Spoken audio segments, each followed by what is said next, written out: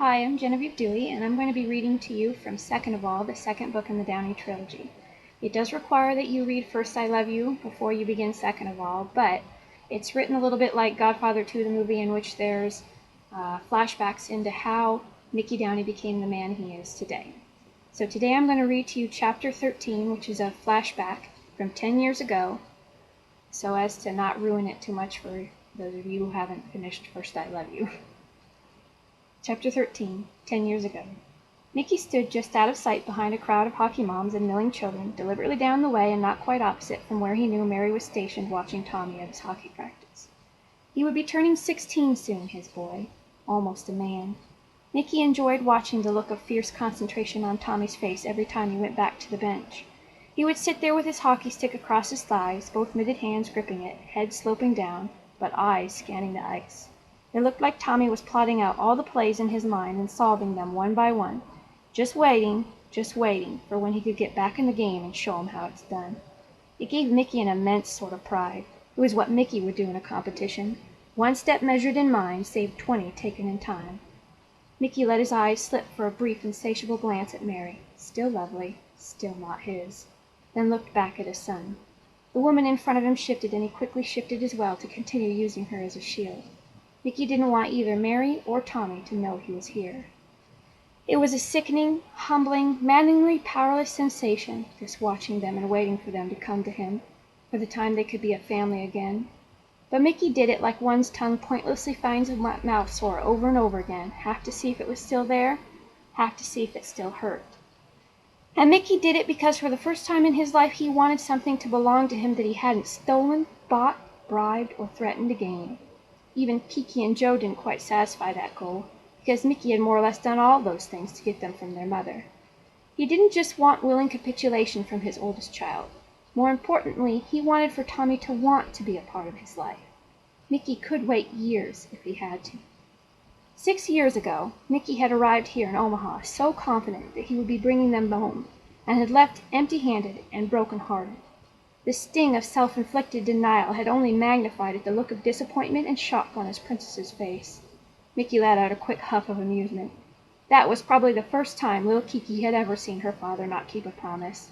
But since she must have found out via eavesdropping her from her bitch of a mother, in Mickey's mind it didn't count as a promise at all. More like a hope or intention.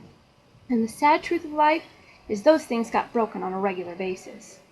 He had told himself at the bottom of a bottle that it should have been a comfort to know he still had a heart. But when it resided half with him and half 7 states away, it was a mocking sort of comfort. His moment of wallowing in defeat had lasted only a night. The next day he had promised himself in time he would have them anyway, but not by force. The look of fear on Mary's face when he had entered her home that day was expected, but Mickey figured he could comfort her out of that, reassure her that he would sooner cut his own heart out than ever force her. No, it was the petrified look on his son's face that had stopped him cold in his tracks and given him the strength to turn and leave. Mickey never wanted to see that look of terror in Tommy's face ever again. A child, worse, his own flesh and blood, terrified of Mickey.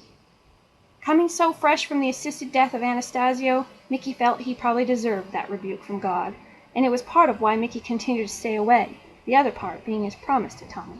Being a man of one's word was one lesson at least that Mickey could teach his son from afar. Mickey had promised Tommy, promised them both, he wouldn't take him from his mother, but he had never promised to stop trying altogether.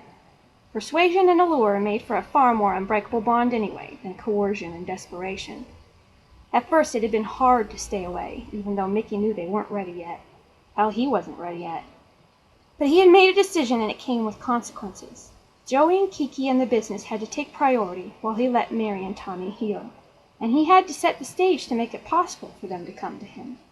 In the meantime, Mickey had PIs who regularly reported back to him what Tommy and Mary did, and every chance Mickey got to come to Omaha on business, he took it just to be able to gorge himself on the sight of his oldest son, happy and carefree. Mickey hoped over time it would erase that sight of Tommy's frightened little eyes from his memory. Still, he longed for the day when he could look directly into his son's eyes again and not just watch him like a thief, stealing these memories because he was too afraid of that rejection again. The buzzer sounded, and a Zamboni came out on the rink. The crowd began to mill a bit as parents went to encourage their children or bicker or worry about what the next meal would be. Normal people worries. Mickey stepped back through the crowd and round the edge to stand in the echoing corridor. Yes, he had made a decision that came with consequences.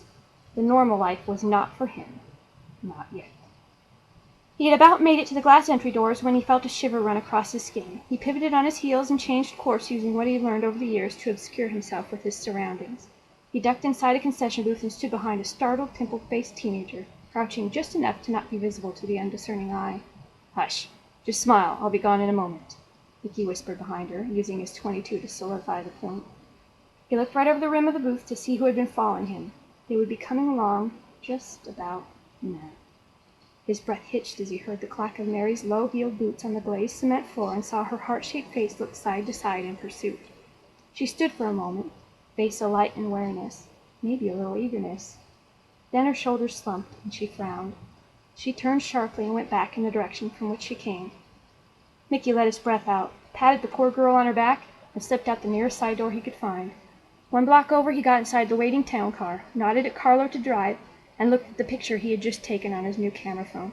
Yes, there might have been, just a wee bit, of welcome anticipation in Mary's gaze. Mickey smiled. Kiki had asked him right before this trip why he never gave up writing to Tommy. Mickey hadn't been quite honest with her. He hadn't given up, on the off chance it was Mary sending those letters back, playing games with him like he had been doing with the presents to both of them, calculated to elicit certain memories from her.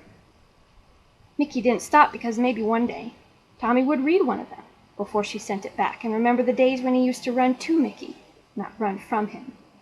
At least she sent them back instead of destroying them. But so far Tommy didn't even know one thing about Mickey because his mother had decided that was how it was going to be.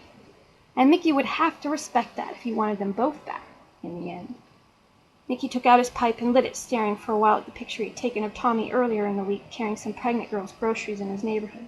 He was such already an image of a strong man. Mickey had just a little while longer to wait, and Tommy would be an illegal adult. There would be nothing Mary could do or say then to prevent him from seeing his son. In his mind it would wisely separate the issue. Mickey would work on getting them both back, with different avenues. As long as they were a package deal, the deck wasn't stacked in his favor, because as long as Tommy was shielded by his mother, he would never be able to form his own opinion. After Tommy was no longer someone she felt she needed to protect, Mickey knew he could get Mary to change her mind. Mickey just had to figure out what to dangle to get her to come, to bend a little. He figured cajolery and manipulation were still on the table with her. She knew the stakes when she had gotten involved with him, when she had stayed knowing he was married and who he worked for, and she knew what gauntlet she was throwing down when she had left. It was different between them versus with Tommy. Tommy was just an innocent boy. He didn't deserve any of this silent war of wills between Mickey and Mary, between him and Bonanno, him and the law. It was important that Tommy come to see on his own what sort of man Mickey really was, underneath it all. Mary already knew who he really was. She had just gotten tired of being on top of it all. Maybe he should have been more truthful with her back in Brooklyn. He'd shared just about every other part of his soul with her, but Mickey had wanted to keep her and their son as his oasis. His bright, pure, non-corrupt, normal escape from a life he had chosen and knew he was too greedy and selfish to give up. Maybe if Mickey had just told her she was his true family and therefore first in his heart, maybe things would have ended differently. That Faustian agreement he made with Anastasio to put his mob family above his own blood family, in his heart, he had never truly made that vow. Because Mickey had already made a vow the day his father died that superseded any others that came after it, that he would protect the family of his heart, that he would sacrifice his own needs, goals, ephemeral wants for the good of all of his loved ones. And everything and everyone would always come second of all. Mickey didn't feel any loyalty to his ex-wife's family, certainly not his supposed next-in-command, Frank Bonanno. The truth was that Frank, this way of life, his business, all of it together, was merely a tool Mickey used to provide for his real family. Only it was the same damn tool that Mary had let some Fed use to convince her Tommy wouldn't grow up happy and safe with him. It sickened Mickey to think of all the wasted years without his son, and he blamed them all, the Feds, Teresa, and Frank, but he could see that Tommy and Mary were happy here, and he could continue to allow them this illusion that their tranquility came from his absence, because he knew the truth, that Kiki and Joey had always been and would remain safe and happy with him, and Mickey didn't have to give up one to have the other. In fact, someday in the future when they would all be together as a whole family, Tommy and Mary would come to see that being the man in charge was actually the only thing that kept all of them safe. Yes, very soon, Mickey would be released from his promise to stay away, and maybe then, when they were all a family, Tommy would be able to see what Mary used to see, what his other children saw, not just a man who would kill for them, but a man who would die for them. The man underneath her.